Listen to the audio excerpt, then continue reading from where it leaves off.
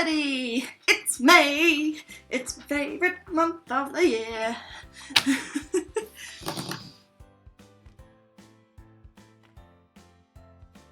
Good morning, everyone! It's morning here at least. I don't know what the time is there, but a good time of the day to you anyway. I am so pleased it's May. May is without a doubt one of my favourite months of the year because it feels like we're coming into spring. It's celebrated by May Day, which is one of my favourite holidays because in the UK we get a bank holiday for it and there are big festivals all over the country. And it's because, like, it's a time when people aren't giving each other chocolate and they're not giving presents, and it's not about how much money have I spent on this person and on that person. It's just about celebrating life, nature, being with people, spring, all the good things in life, and there's nothing wrong with that. And I'm also a folk person and all of the folk traditions come out on May Day, so yay May! I am very happy with this. Okay, I'm going to do a brief question and answer because I have had some questions. I'm really sorry it's taken me so long to respond to you all. Like, I also haven't been checking my comments on my videos recently because I've just been crazy busy. For some reason, YouTube has stopped emailing me whenever I get a new comment, so unless I actually physically go to my community page or my videos and check, I don't know that you've said anything, so I'm really sorry if it's taken me a long time to answer these questions. So Shana Colton was admiring my method of chopping my pattern up into small pieces and then using that on my work, held in place by a needle minder instead of having a huge chart near me. And she asked, do I match the grid to the pattern with numbers? So I label the back of each pattern piece with a number, 1, 2, 3, 4, 5, so that I know which one comes next. And I think she means, do I put those same numbers in the corresponding area on the pattern piece so I can match them? The answer is no. I haven't yet done a piece that is big enough where that would be a problem, because everything that I've done so far has been 3 pages long at the most, and as a result it's quite easy to tell where it's from when you look at the piece. By the way, the washing machine's going in the background, I hope it's not too noisy. So no, I don't, but I think probably if I do a really big piece, that's a good idea. I hadn't thought of it before, so thank you. It might save my bacon later on in my stitching life, but at the moment, not a problem. Shattled Ripple Reads and Stitches asked for tips for framing needlework, and she said she's a complete beginner. I have stretched canvas for paintings. As you can see, Mum is an artist, and also I used to work for somebody who was given loads of canvases that had been painted and they needed to be mounted. So the way that I frame my needlework is probably most affected by how you create a canvas to paint on. And so when I do it, I normally look up those videos for a reference on how to actually do it. Maybe it stops the needlework from being treated in the way that a needlework should because the tension of the stitches affects the fabric. I don't know, I haven't had any problems with it. So yeah, that is my tip, is look up on YouTube or wherever tips for stretching canvas, because I found that more useful than some of the tutorials I found for framing a needlework. What I have done is bought a really good mount board. So like my Dragonfly project, I mounted that onto a really thick 5mm mount board that I bought at Hobbycraft, which is a local store in the UK, I'm not sure where you're from, and I used the lacing method to get my work really tightly around there, and I used really strong thread to do the lacing so that it didn't snap. And also, just before you frame it, make sure it's clean and it's ironed properly. I normally use a very hot iron when I'm ironing, and I don't use the steam function because you're not supposed to do that, and that way you have a successful piece. So I hope in that blurb there is something that is useful for you. If not, then please do ask me more questions. I can answer more specific questions if you like, but that should hopefully get you started, and maybe I will do a longer video later on how I frame stuff. I Heart Cross Stitch asked for more information on my Leopard project. So here's a photo of the Leopard project because I haven't brought it downstairs, it's too big. This is a Dimensions Gold Collection kit, which is called Leopard's Gaze, and it is stitched on 14 count Aida that they provide. It's like a kind of oatmeal colour. I'm not sure who the designer of the actual thing is because I couldn't find it on the internet and I've lost the cover page. I don't even know if it says. So it's a Dimensions Gold collection. This is what it will look like when it's complete. somebody on one of my cross-stitch groups on Facebook has just posted her finished object of this. Her finally finished object. Fully finished object. Come on, Corey. And it looks amazing. Oh my god. So this pattern uses really, really, really thick thread to get the background. So you use like 4 or 5 strands on your 14 count Ada. You're doing tent stitch, so just half crosses. It's really, really three-dimensional. Like you as well as the colours, and there's a lot of colour blending, which is something Dimensions really likes, and I really like that. I know a lot of people have a problem with it. So as well as the depth in the colour, you've also got like a 3D effect caused by the changing in the number of threads in different colours, as well as like the cross stitches are done with 2 strands, and it is just the most amazing piece. It's taking me a really long time to do because I want to do it justice, and I want to be able to sit down and work on it for a long time if I'm going to work on it. It's not the kind of thing that if I only have 10 minutes I'll go sit down and work on it, because I get so sunk into it and then I have a real problem with just being like, oh well, that other thing isn't important, I'll just stay here and stitch, and that means that some other parts of my life get neglected. So I'm having problems finding the time. But it is without a doubt the best project I've ever worked on. Before I get started on the Stitch Mania plans, I'm just going to show you progress on the mystery project that I was designing last week that I showed you. And if you guessed lighthouse, you were correct. Hang on, let me move my needle minder.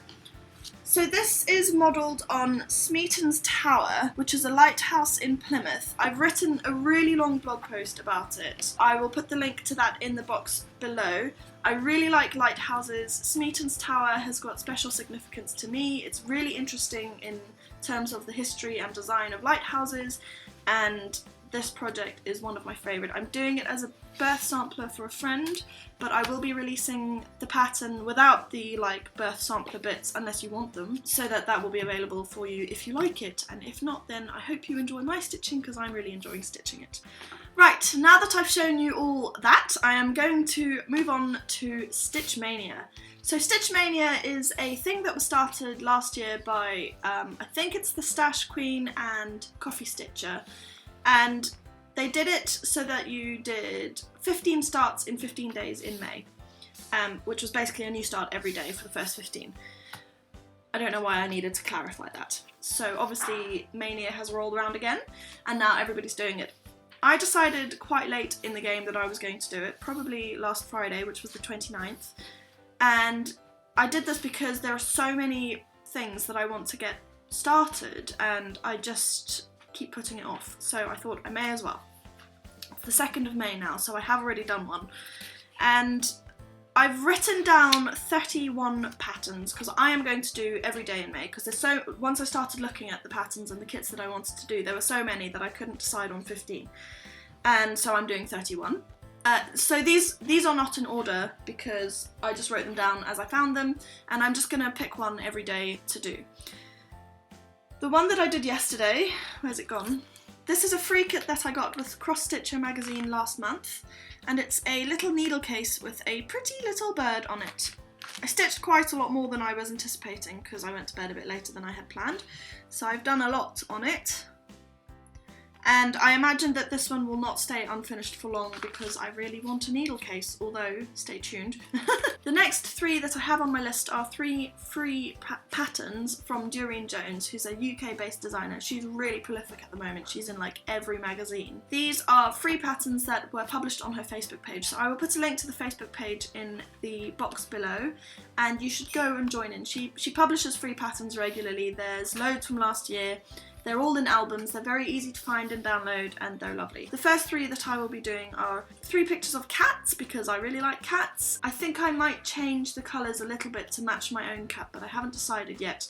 I'm not sure how adventurous I'm feeling on that front, because my cat's all black and white, and I'm not really sure how to change the ginger cat that is in these patterns. Watch this space, you will find out. The next 5 are again from Doreen Jones, and this time it's a dog.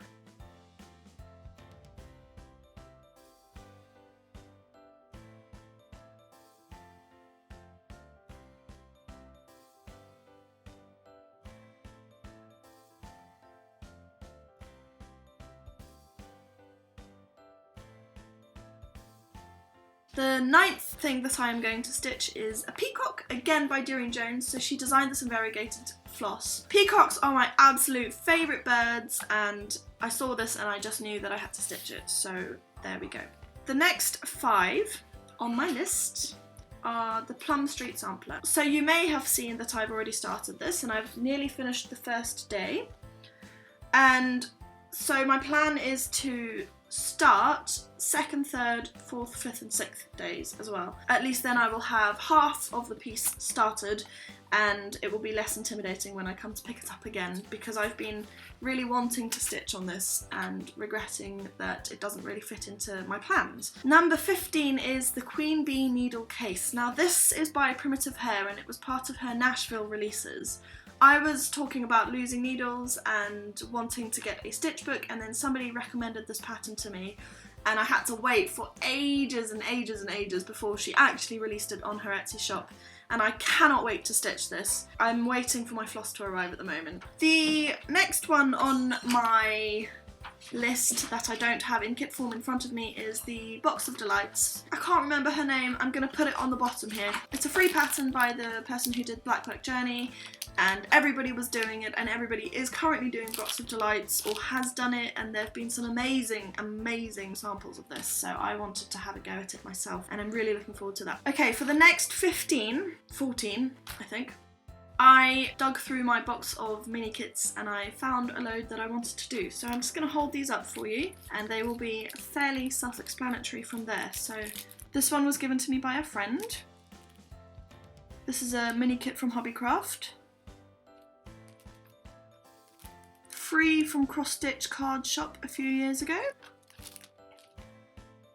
Another one from Hobbycraft. Another one from Hobbycraft. Given to me by a friend. This one supports the Make-A-Wish Foundation, which is a charity in the UK that sends terminally ill children to things that they want to do. You know, they wish for it and then it happens. One of my friends went to Disney World with them. Sailing boat. A penguin. I really, really like penguins. Jane Greenoff's Liberty. So Liberty is that big shop in London, and I bought this with my friend Melanie, and that was years ago, so I really want to get started on that one. Gingerbread Man. This one is a free kit that I got from CHSI Stitches from DMC. I think it's a new release. Tatty Teddy. Love Tatty Teddy. Christmas Robin. There's a lot of Christmas things in here. Mini brooch kit. Now, in my first ever cross-stitch floss tube video, I said that I was going to start that, and I haven't, so I need to do that. And then this one is a map of New Zealand in blackwork. I bought this when I was in New Zealand after Carolyn Mazio was doing her blackwork journey, and I was so inspired by wanting to try out blackwork, so I bought that to have a go at it. So I'll probably start this one before I start on the Box of Delights, because that's the sensible way to do things. Now, I know this has been a bit confused. I've been a bit confused because my kits weren't in the same order as I wrote them in. So I'm going to put photos of them all up here in a lovely little slideshow for you. I hope you enjoy it. I hope you've enjoyed this video. I am really excited about Stitch Maynia. I can't wait to show you my progress. And if you're doing Stitch Maynia, then I'm watching videos. I'm still way behind on all my videos, so I'm trying to catch up on that, and I hope you will forgive me for that. I think that's it from me. Please do give this video a thumbs up if you like it. It's really nice to know that people are watching, and leave a comment if you have any questions. I will try to answer them more rapidly than I did the ones at the beginning of this video. I will see you guys next time. Bye! Excuse me, I'm trying to record a film here. Gingerbread man. Thanks for the tea. Gingerbread tea.